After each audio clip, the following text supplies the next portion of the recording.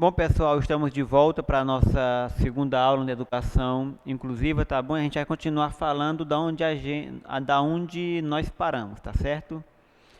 A família e a educação inclusiva, tá bom? Cabe à família destacar para a pessoa portadora de deficiência e para o seu ciclo de conveniência o que ele pode fazer. Gente, eu abro um parágrafo aqui porque não é a pessoa portadora de deficiência, que ninguém porta deficiência, mas eu peguei essa imagem conforme estava na apostilha, tá bom? E é só pessoa com deficiência, ninguém é portador de deficiência ou em si. Então, vê a pessoa íntegra e digna com qualidades e defeito como toda pessoa, com característica própria, um indivíduo que merece respeito como qualquer outra pessoa. Valorizar as realizações pelo que elas representam para essa pessoa em particular, sem comparar a outras pessoas, deficiente ou não, né? Ser capaz de perceber que muitas limitações são contornáveis, não exigindo muitas vezes recursos especiais, apenas boa vontade e criatividade por parte da pessoa com deficiência. Então, assim, pessoal, a família ela tem uma participação muito grande na pessoa que tem uma necessidade especial, a pessoa que tem uma deficiência. Porque existe deficiências, muitas vezes, que não vai precisar de recursos para se adaptar. Por exemplo, o autismo, né? O autismo, quando é, é trabalhado do início, quando os pais percebem que a criança é autismo, a criança ela vai ter uma vida normal, ela vai aprender igual às outras, ela vai se interagir com as outras. Então, a família é importante. E um problema muito grande que existe hoje é porque as famílias não querem aceitar que seu filho tem um determinado tipo de deficiência. Ele diz, não, isso é coisa que a gente, como professor, passa na sala de aula. Não, meu filho é normal sim, todos somos normais. Mas seu filho necessita de um atendimento especializado, um atendimento, não é que é diferente, é especializado, tá bom? Então, a participação da família é muito importante para o desenvolvimento da criança que tem necessidades, tá bom? Sobre a família, é importante destacar. É importante o acompanhamento de um profissional especialista, né? Uma ajuda psicológica é sempre bem-vinda. O tratamento para com a criança requer atenção. Então, assim, gente, a família ela é importante, sim, bastante importante, mas tem que ser acompanhada de um profissional, seja um neuro, né? Dependendo da deficiência que a pessoa tem, vamos dizer, se for física, talvez um fisioterapeuta e por aí vai. E a ajuda de um psicólogo, o psicólogo não é para a criança com necessidade especial, não é para o aluno com necessidade, não é para o deficiente, e sim para a família. Porque a família tem que enxergar a criança, o aluno, não como um coitado, mas como alguém normal, né? Alguém que todo dia está superando barreiras. Então, o psicólogo é para a família, é para as pessoas que convivem, para poder ver que a pessoa com deficiência, ela enfrenta um desafio todo dia e nunca desiste, tá bom? E o tratamento com a criança requer atenção. Os pais têm que estar, a família, os pais têm que estar atentos ao tratamento com a criança, tá bom? O papel do professor no ensino regular, né? O papel do professor deve ser o de agente facilitador, né? O professor ele deve facilitar e não desmotivar na situação de ensino e aprendizagem, né?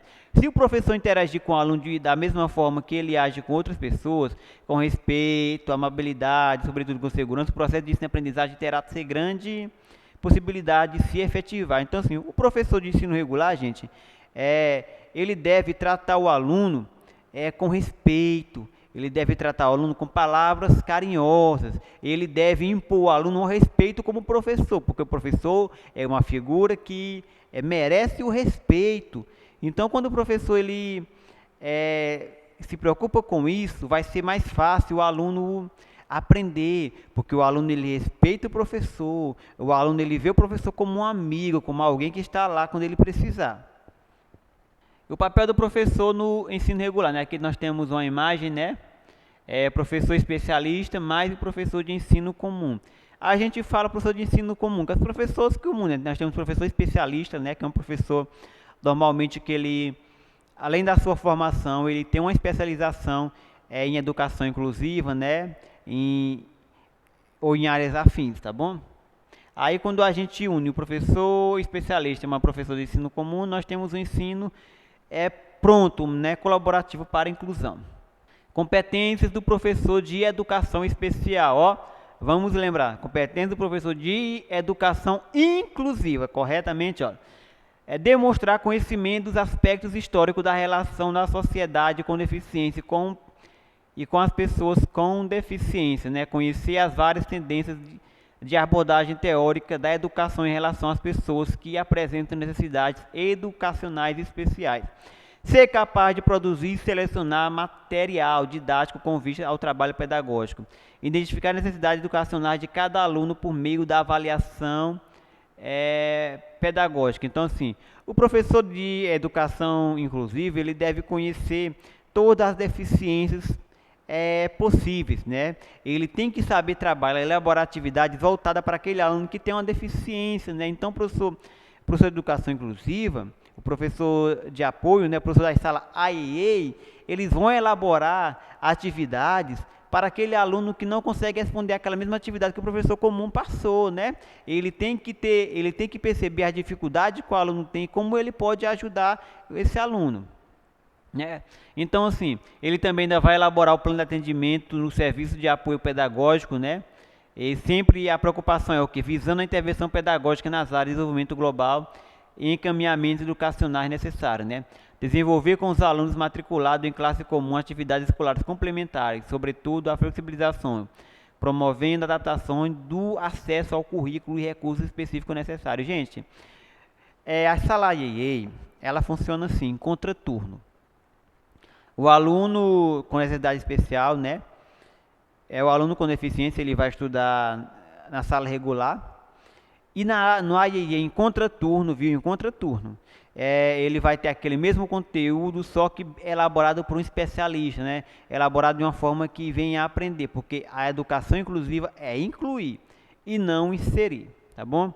Conhecer os indicadores que definem a evolução dos alunos em relação ao domínio dos conteúdos curriculares e elaborar registros adequados. O professor da sala IEE, o professor de educação inclusiva, ele tem que ter um relatório do desenvolvimento do aluno. Ele tem que ter um relatório do aluno, a dificuldade, os avanços, tá bom? E aqui nós vamos falar de deficientes físicos e a superação, tá bom? Esse é Stephen Hawking, muito famoso, né? Já tem muitas biografias sobre ele e até filme, né? O famoso físico teórico inglês, com mais de 40 anos de carreira, seus livros o tornaram um membro da Sociedade Real das Artes, membro da Pontifícia Academia de Ciências e ainda ganhou a Medalha Presidencial da Liberdade, Stephen, né? Tem ela, esclerose aniótica lateral, que compreende todo o seu corpo, mas que não afeta a sua intelectual. Os médicos disseram que ele não sobreviveria mais de 3 anos, quando sua doença foi detectada, quando ainda era um estudante universitário. Stephen se tornou um orgulho da sua capacidade e inteligência. Gente, resumindo, o Stephen Hawking, ele nasceu, né, os médicos identificaram que ele não mexia a mão, que ele não mexia o corpo, ele não tinha controle sobre o seu corpo, né? Na verdade, ele controla só um braço, né? E coisinha pouca. Que ele não tem fala, mas ele se superou, porque nada disso influenciou no cérebro dele. Então, assim, quando eu digo, olha, a pessoa com necessidade especial, o deficiente, ele está se superando a cada dia. E todo mundo poderia olhar e dizer, não, ó, aí vai depender dos outros a vida toda, mas ele não, ele se superou, escreveu vários livros, muito famoso, é respeitado, é considerado uma das pessoas mais inteligentes do planeta Terra. E a gente termina por aqui, tá bom? Com a história do Stephen Hawking, tá? E qualquer dúvida que vocês tiverem, entre em contato com a gente, bons estudos, atenção na hora de responder a avaliação online, tá bom? E a maior atenção ainda na offline, tá certo? Tenham um bom estudo a todos.